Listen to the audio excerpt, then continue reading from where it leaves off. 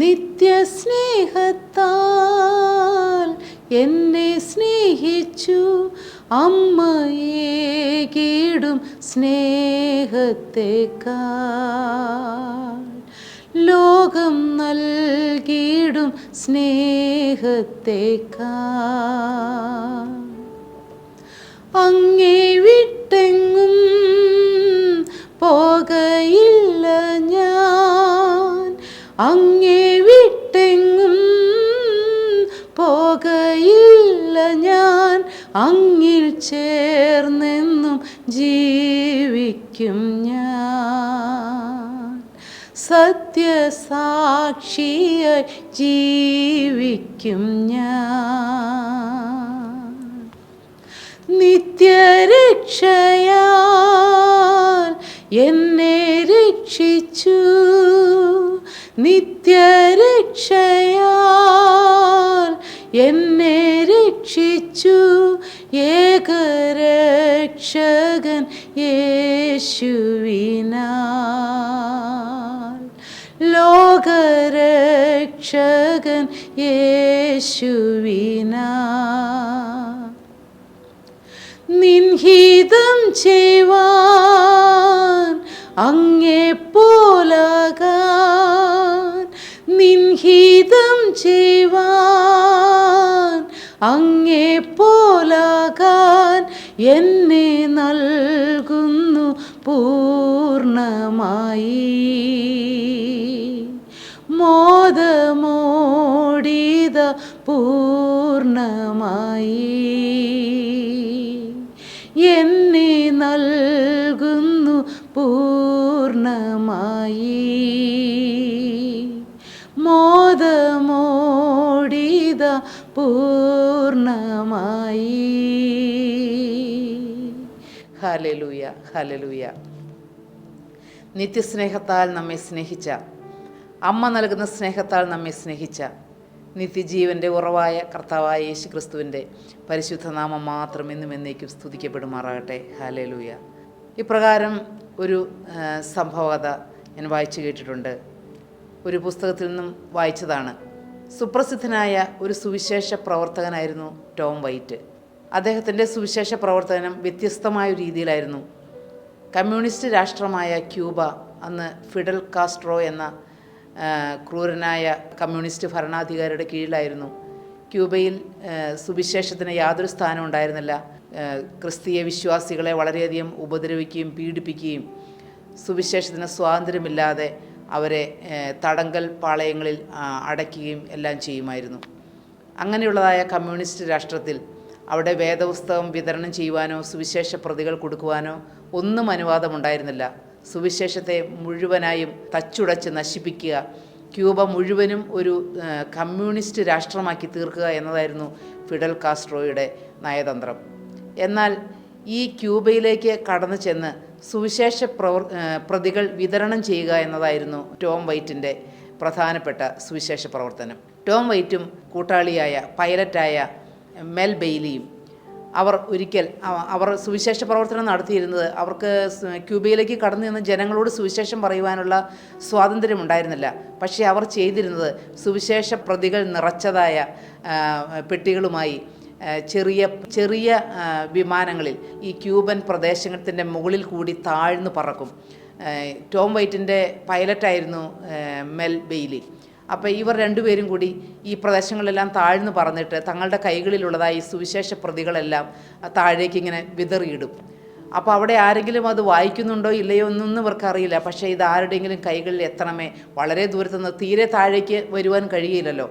അപ്പോൾ ഒരു കുറച്ച് ഉയരത്തിൽ നിന്നുകൊണ്ട് ഈ സുവിശേഷ പ്രതികളെല്ലാം താഴേക്ക് എറിഞ്ഞിട്ട് കൊടുക്കും. ആ താഴേക്ക് വീഴുന്നതായ ഓരോ സുവിശേഷ പ്രതികളും തക്കതായ കരങ്ങളിൽ എത്തണമേ എന്ന് ഇവർ പ്രാർത്ഥിച്ചുകൊണ്ടായിരുന്നു അത് ചെയ്തുകൊണ്ടിരുന്നത്.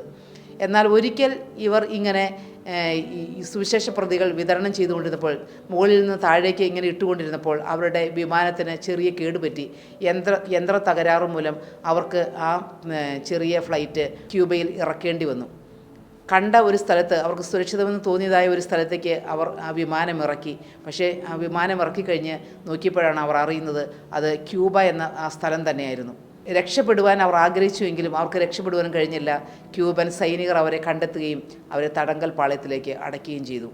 എന്നാൽ അതുവരെ ഈ ടോം വൈറ്റ് പലപ്പോഴും വർഷങ്ങളായി ഈ സുവിശേഷ പ്രവർത്തനം അദ്ദേഹം നടത്തിക്കൊണ്ടിരിക്കുകയായിരുന്നു.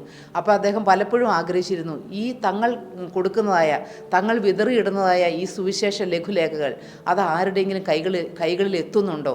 അങ്ങനെ എത്തിയതായി ഒരു സാക്ഷ്യം കേട്ടിരുന്നെങ്കിൽ, ഇതുമൂലം ആരെങ്കിലും രക്ഷപ്പെട്ടിരുന്നു എന്ന് ഞങ്ങളൊന്ന് അറിഞ്ഞിരുന്നെങ്കിലെന്ന് അവർക്ക് അറിയുവാൻ വളരെയേറെ ആകാംക്ഷയുണ്ടായിരുന്നു. പക്ഷേ എങ്ങു നിന്നും വർഷങ്ങളായിട്ട് പോലും അതിനൊരു മറുപടി അവർക്ക് ലഭിച്ചിരുന്നില്ല. എന്നാൽ ടോം വൈറ്റിനെയും മെൽ ബെയ്ലിയെയും അറസ്റ്റ് ചെയ്തുകൊണ്ട് പോയതായ ഈ പോലീസുകാർ അവരെ ഒരു പട്ടാള ഉദ്യോഗസ്ഥൻ്റെ അടുക്കലേക്ക് കൊണ്ടുപോയി. അദ്ദേഹത്തിൻ്റെ അടുക്കലേക്ക് ചെല്ലുമ്പോൾ ഇവരെ കണ്ട പട്ടാള ഉദ്യോഗസ്ഥൻ വളരെ ഉച്ചത്തിൽ അലറുകയാണ് ചെയ്തത്. ആ വിമാനത്തിലുണ്ടായിരുന്ന സുവിശേഷ പ്രതികളും കൊണ്ടാണ് ഈ പോലീസുകാർ ഈ സൈനിക ഉദ്യോഗസ്ഥൻ്റെ അരികിലേക്ക് കടന്നു ചെന്നത്. ആ സുവിശേഷ പ്രതികൾ കണ്ട സൈനിക ഉദ്യോഗസ്ഥൻ അവിടെ നിന്ന് അവരെ നോക്കി ഉച്ചത്തിൽ അലറി, നിങ്ങളാണ് ഇതിൻ്റെ പിന്നിലല്ലേ? ഞങ്ങൾക്ക് വളരെ നാളുകളായി, വർഷങ്ങളായി ഇതുപോലുള്ളതായ ധാരാളം ലഘുലേഖകൾ പലരുടെയും കയ്യിൽ നിന്ന് ലഭിക്കുന്നു. ഞങ്ങളുടെ വയലുകളിലെല്ലാം ഇതെല്ലാം വിതറപ്പെട്ട് കിടക്കുന്നത് ഞങ്ങൾക്ക് ലഭിക്കാറുണ്ട്. നിങ്ങളായിരുന്നു ഇതിന് കാരണക്കാരില്ലേ? ഇങ്ങനെ നിങ്ങൾ ഇനി 24 വർഷം തടവ് ശിക്ഷ വിധിച്ച് അവരെ ആ ക്യൂബൻ തടങ്കൽ പാളയത്തിൽ അവരെ അടച്ചു. അന്നാണ് ടോം വൈറ്റ് അറിയുന്നത്, അതെ, തങ്ങളുടെ സുവിശേഷ പ്രതികൾ അനേകരുടെ കൈവശം എത്തിയിരിക്കുന്നു. ആ സുവിശേഷ പ്രതികൾ മൂലം അനേകർ ക്രിസ്തുവിനെ അറിയുവാനും ക്രിസ്തുവിനെ അന്വേഷിക്കുവാനും ഇറങ്ങിത്തിരിച്ചിരിക്കുന്നു. അതുകൊണ്ടായിരുന്നു ആ പട്ടാള ഉദ്യോഗസ്ഥന്മാർ അവരുടെ നേരെ വളരെയധികം ഒച്ച വയ്ക്കുകയും ശബ്ദം വയ്ക്കുകയും അലറി വിളിക്കുകയും അവരെ ഉപദ്രവിക്കുകയും എല്ലാം ചെയ്തത്. 24 വർഷമാണ് അവർക്ക് അവിടെ തടങ്കൽ പാളയത്തിൽ വിധിച്ചതെങ്കിലും ഏകദേശം 18 മാസങ്ങൾക്ക് ശേഷം അവർക്ക് ജയിൽ മോചിതരാകുവാൻ ഇടവരുത്തി. അന്ന് ടോം വൈറ്റും തൻ്റെ കൂട്ടാളിയായ പൈലറ്റും മെൽ ബെയ്ലിയും അറിഞ്ഞു, തങ്ങൾ ചെയ്തതായ സുവിശേഷ വേല വൃഥാവായി പോയില്ല. തങ്ങൾ ചെയ്തതായ ആ സുവിശേഷ പ്രവർത്തനം വൃഥാവിലായിരുന്നില്ല. ഒന്നും അറിയാതെ പ്രാർത്ഥനയോടെ ചെയ്ത ആ സുവിശേഷ വേലയ്ക്ക് പ്രതിഫലമുണ്ടായിരുന്നു. പ്രിയപ്പെട്ടവരെ, ക്രിസ്തുവിനെ അറിഞ്ഞ കർത്താവായ യേശു ക്രിസ്തു ഹൃദയത്തിലേക്ക് കടന്നു വന്ന ഒരു ദൈവപൈതലിന് വെറുതെ ഇരിക്കുവാൻ സാധ്യമല്ല. അവർ ഏത് വിധേനയും സുവിശേഷം അറിയിക്കുവാൻ അവരുടെ ഹൃദയം വാഞ്ചിച്ചുകൊണ്ടേയിരിക്കും, അവരുടെ ഹൃദയം കൊതിച്ചുകൊണ്ടേയിരിക്കും. കാലാവസ്ഥകൾ എത്ര പ്രതികൂലമായാലും, ഒട്ടും അനുകൂലമായ സാഹചര്യമല്ല എങ്കിലും അതിൻ്റെ മധ്യത്തിലും സുവിശേഷം വിതറുക, സുവിശേഷം അറിയിക്കുക എന്നുള്ളത് ഒരു ദൈവപൈതലിൻ്റെ വാഞ്ചയും കൊതിയും അടങ്ങാത്ത അഭിലാഷവുമാണ്. നമ്മുടെ കർത്താവ് ഗ്രേറ്റ് കമ്മീഷൻ തൻ്റെ ശിഷ്യന്മാരെ ഫലമേൽപ്പിക്കുമ്പോൾ പറഞ്ഞു, അത് നിങ്ങൾ സുവിശേഷം അറിയിക്കുക, ലോകത്തിൻ്റെ അറ്റത്തോളം പോയി എൻ്റെ വചനം അറിയിക്കുക, നിങ്ങൾ ലോകത്തിൻ്റെ അറ്റത്തോളം എൻ്റെ സാക്ഷികളാകുക. ആ ഗ്രേറ്റ് കമ്മീഷൻ അതുതന്നെയാണ് നമ്മുടെ മേലുമുള്ളത്. നാം കർത്താവിനെ അറിഞ്ഞ ഒരു ആകുന്നുവെങ്കിൽ നാം കർത്താവിനെ മറ്റുള്ളവരോട് അറിയിക്കുന്നവരായിരിക്കണം. ഈ ടോം വൈറ്റ് അനേകായിരങ്ങളോട് തൻ്റെ ജീവൻ പോലും പണയം വെച്ച് സുവിശേഷം അറിയിച്ചതുപോലെ, അത് ദൈവജനത്തിനു വേണ്ടി തൻ്റെ ജീവനെ തന്നെ ഏൽപ്പിച്ചുകൊണ്ട് ദൈവവേലയ്ക്ക് വേണ്ടി ഇറങ്ങിയതുപോലെ നമ്മുടെ ജീവിതവും നമുക്ക് കർത്താവിൻ്റെ കരങ്ങളിലേക്ക് ഏൽപ്പിച്ചു കൊടുക്കാം. മോശയെ താൻ വളർന്നപ്പോൾ പാപത്തിൻ്റെ തൽക്കാല ഭോഗത്തെക്കാളും ദൈവജനത്തോടുകൂടെ കഷ്ടം അനുഭവിക്കാൻ തിരഞ്ഞെടുത്തു. മോശെ യഹൂദനായിട്ട് ജനിച്ചുവെങ്കിലും താൻ വളർത്തപ്പെട്ടതെല്ലാം ഫറവോൻ്റെ കൊട്ടാരത്തിലായിരുന്നു. തനിക്ക് വേണമെങ്കിൽ ആ കൊട്ടാരത്തിൽ തന്നെ ജീവിക്കാമായിരുന്നു.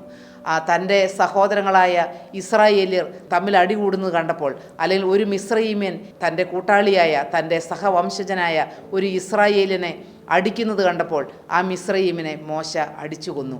അതെ, തൻ്റെ വംശത്തോടുള്ളതായ സഹോദര ജനങ്ങളോടുള്ളതായ ഒരു സ്നേഹം മോശയുടെ ഹൃദയത്തിൽ തിങ്ങി നിറഞ്ഞിരുന്നു. ആ സ്നേഹം ഉള്ളതുകൊണ്ട് തൻ്റെ ജനത്തെ രക്ഷിക്കണമെന്നുള്ളതായ ആഗ്രഹവും കൊതിയും, കൊട്ടാരത്തിലാണ് വളർന്നതെങ്കിലും കൊട്ടാരത്തിലെ സുഖസമൃദ്ധി എല്ലാം അനുഭവിച്ചിരുന്നപ്പോഴും മോശയുടെ ഉള്ളം മുഴുവൻ തൻ്റെ ജനത്തെക്കുറിച്ചുള്ള വേദനയായിരുന്നു, തൻ്റെ ജനത്തെക്കുറിച്ചുള്ളതായ ആകുലങ്ങളുണ്ടായിരുന്നു. അല്ലെങ്കിൽ ഒരിക്കലും മോശയ്ക്ക് ആ കൊട്ടാരത്തിൻ്റെ സൗഭാഗ്യങ്ങൾ വിട്ട് തൻ്റെ ജനത്തിൻ്റെ രക്ഷയ്ക്ക് വേണ്ടി ഇറങ്ങിത്തിരിക്കേണ്ട ആവശ്യമുണ്ടായിരുന്നില്ല. ആരും മോശയോട് ആവശ്യപ്പെട്ടില്ല, നീ കൊട്ടാരം വിട്ട് ഇറങ്ങി വരണമെന്ന്. നീ ഈ ഇസ്രായേൽ ജനത്തിനു വേണ്ടി, ഈ കഷ്ടമനുഭവിക്കുന്നതായ ജനത്തിനു വേണ്ടി എന്തെങ്കിലും ചെയ്യണമെന്ന് ആരും മോശയോട് പറഞ്ഞില്ല. ഒരു പക്ഷേ മോശയുടെ ഏകദേശം 3 വയസ്സ് വരെയാണ് തൻ്റെ പിതൃഭവനത്തിൽ തൻ്റെ അമ്മയുടെ മുലപ്പാൽ കുടിച്ച് തൻ്റെ സ്വന്തം വീട്ടിൽ കഴിയുവാനുള്ള ഒരവസരം മോശയ്ക്ക് ലഭിച്ചത്. എന്നാൽ തൻ്റെ കൊച്ചുനാളുകളിൽ തൻ്റെ അമ്മ മോശയുടെ ചെവികളിൽ പറഞ്ഞിരിക്കാം, മകനെ, നീ ഇസ്രായേൽ ജനത്തെ രക്ഷിക്കുവാനുള്ളതാണ്, നീ വാഗ്ദത്ത സന്തതിയാണ്, 400 വർഷം മിസ്രയീമിൽ അടിമത്തം അനുഭവിച്ചിരിക്കുന്ന ജനത്തിന് ഒരു വിടുതലുണ്ട് എന്ന് സ്വർഗത്തിലെ ദൈവം അബ്രാഹാമിനോട് വാഗ്ദത്തം ചെയ്തിട്ടുണ്ട്. നിൻ്റെ സന്തതി 400 വർഷം അടിമയായി ജീവിക്കും, എന്നാൽ അതിനുശേഷം ഒരു വിടുതലുണ്ട് എന്നുള്ളത് ദൈവത്തിൻ്റെ വാഗ്ദത്തമാണ്. അതുകൊണ്ട് ഈ വർഷം അടുക്കാറായ സമയത്ത്, മകനെ, നീയാണ് ആ വാഗ്ദത്ത സന്തതി, നീയാണ് ആ വാഗ്ദത്തം നിറവേറ്റേണ്ടവൻ എന്ന് അവൻ്റെ കാതുകളിൽ ആ അമ്മ വിശ്വാസത്തോടെ പ്രഖ്യാപിച്ചിട്ടുണ്ടായിരിക്കാം. ആ അമ്മയുടെ വിശ്വാസമാണ് മോശക്കുഞ്ഞിനെ ആ പെരുവെള്ളത്തിലേക്ക്, നൈൽ നദിയിലേക്ക് തള്ളിയിട്ട് കളയാനാകാത്ത വിധം, അത് ഫറവോൻ്റെ കൽപ്പനയെപ്പോലും മറികടന്ന് മോശയെ രക്ഷിക്കുവാൻ ഇടയായി തീർന്നത്. പ്രിയപ്പെട്ടവരെ, മോശക്കുഞ്ഞ് വളർന്നു വന്നപ്പോൾ അവൻ ഫറവോൻ്റെ കൊട്ടാരത്തിൽ വളർന്നു വന്നു എങ്കിലും അവൻ്റെ തലമേലുള്ള വിളി, സ്വർഗത്തിലെ ജീവനുള്ള ദൈവത്തിൻ്റെ വിളി അവൻ്റെ മേലുണ്ടായിരുന്നതുകൊണ്ട് അവൻ പാപത്തിൻ്റെ തൽക്കാല ഭോഗങ്ങളെക്കാളും ദൈവജനത്തോടുള്ള കഷ്ടം അനുഭവിക്കുന്നത് തിരഞ്ഞെടുത്തു. ഫറവോൻ്റെ പുത്രിയുടെ മകൻ എന്ന് വിളിക്കപ്പെടുന്നത് നിരസിക്കുകയും മിസ്രയീമിലെ നിക്ഷേപങ്ങളെക്കാൾ, അതെ, ഇസ്രായേൽ ജനത്തോടുകൂടി കഷ്ടം അനുഭവിക്കുന്നത്, മിസ്രയീമിലെ സകല സമ്പത്തുകളും, അടുത്ത ഫറവോയാകാനുള്ളതായ എല്ലാ സാഹചര്യങ്ങളും മോശയുടെ മുൻപിലുണ്ടായിരുന്നു. മോശയ്ക്ക് എല്ലാ അനുകൂല സാഹചര്യങ്ങളും ആ രീതിയിലുണ്ടായിരുന്നു. പക്ഷേ അതെല്ലാം ത്യജിച്ചിട്ട് തൻ്റെ ജനത്തോടുകൂടി കഷ്ടം അനുഭവിക്കുവാൻ, ഇസ്രായേൽ ജനത്തിൻ്റെ വിടുതലിന് വേണ്ടി നിൽക്കുവാൻ മോശയെ ദൈവം ഉപയോഗിച്ചു. ഹല്ലേലൂയ. വലിയ ചെങ്കടലിൻ്റെ തീരത്തിലും വലിയ മാറായുടെ കയ്പുള്ള വെള്ളത്തിൻ്റെ അരികിലും വലിയ അഗ്നിസർപ്പങ്ങളുടെ ഇടയിലും ഏതെല്ലാം പ്രതികൂലങ്ങൾ കൂടിയെല്ലാം ദൈവജനത്തിൻ്റെ കൂടെ കടന്നു പോകുമ്പോഴും മോശ ഏകനായി സ്വർഗത്തിലെ ജീവനുള്ള ദൈവത്തിൻ്റെ മുഖത്തേക്ക് നോക്കി. അതെ, ആ ദൈവജനത്തിനു വേണ്ടി മോശ ഇടിവിൽ നിന്ന് പ്രാർത്ഥിച്ചു. ആദ്യം നാം പറഞ്ഞു കേട്ടതുപോലെ ടോം വൈറ്റും മെൽ ബെയ്ലിയും തങ്ങളുടെ ജീവനെ പോലും ത്യജിച്ചുകൊണ്ട് മറ്റുള്ളവർ സുവിശേഷം അറിയുന്നതിന് വേണ്ടി തങ്ങളുടെ ജീവനെ പോലും പണയപ്പെടുത്തിയതുപോലെ തൻ്റെ ജീവന് വേണ്ടി എന്തെങ്കിലും നേടണമെന്ന് വിചാരിക്കാതെ, ഫറവോൻ്റെ കൊട്ടാരത്തിൽ വസിക്കാതെ ദൈവജനത്തോടുകൂടി കഷ്ടം അനുഭവിക്കുന്നത് തിരഞ്ഞെടുത്തു. പ്രിയപ്പെട്ട ദൈവഇതലേ, നിൻ്റെ ജീവിതവും ഈ കർത്താവിന് വേണ്ടി കൊടുത്താൽ അത് വിലയേറിയതാണ്. ഈ കർത്താവിൻ്റെ സുവിശേഷ വേലയ്ക്ക് വേണ്ടി നമ്മുടെ ജീവിതം അർപ്പിച്ചാൽ നമുക്ക് വേണ്ടി കർത്താവ് പ്രൊവൈഡ് ചെയ്യും. തൻ്റെ ജീവിതം കർത്താവിന് വേണ്ടി കൊടുത്ത് തൻ്റെ വേലയ്ക്ക് വേണ്ടി ഇറങ്ങിയ ടോം വൈറ്റിനെയും മെൽ ബെയ്ലിയെയും കർത്താവ് കൈവിട്ടില്ല. 24 വർഷത്തെ തടങ്കൽ പാളയം ആണ് ആ ക്യൂബൻ ഗവൺമെൻറ് വിധിച്ചതെങ്കിലും അവിടെ നിന്നും ഏറെ താമസിയാതെ പുറത്തു കടന്ന് വീണ്ടും സുവിശേഷത്തിൽ മുഴുകുവാൻ നമ്മെ ഓരോരുത്തരെയും നല്ലവനായി ദൈവം വിളിച്ചിരിക്കുന്നത്, നമുക്ക് കർത്താവിൻ്റെ രക്ഷദാനമായി തന്നത്, നാം ഇവിടെ ആ രക്ഷ അനുഭവിച്ചത് അലസരായി ജീവിക്കുവാൻ വേണ്ടിയിട്ടല്ല. നമ്മുടെ നാവിൽ കൂടി വരുന്നതായ വചനം, നമ്മുടെ പ്രാർത്ഥനകൾ, നമ്മുടെ പ്രാർത്ഥനാമുറിയിൽ മുഴങ്ങിക്കേൾക്കുന്നതായ പ്രാർത്ഥനാ ശബ്ദങ്ങൾ എല്ലാം മറ്റുള്ളവരിലേക്ക് ക്രിസ്തുവിൻ്റെ സ്നേഹം പകരപ്പെടുവാൻ മുഖാന്തരമായി തീരട്ടെ. നമ്മുടെ ജീവിതങ്ങൾ കർത്താവിൻ്റെ സുവിശേഷത്തിന് വേണ്ടിയായിരിക്കട്ടെ. നമ്മുടെ ജീവിതം മറ്റുള്ളവരെ സുവിശേഷം അറിയിക്കുവാനുള്ളതായിരിക്കട്ടെ. നമ്മുടെ ഓരോ പെരുമാറ്റവും, നമ്മുടെ ഓരോ സ്വഭാവങ്ങളും, നമ്മുടെ മുഖത്ത് നേരിടുന്നതായ ഓരോ മുഖഭാവങ്ങൾ പോലും കർത്താവായ യേശു ക്രിസ്തുവിനെ പ്രതിബിംബിക്കുന്നതായി തീരട്ടെ.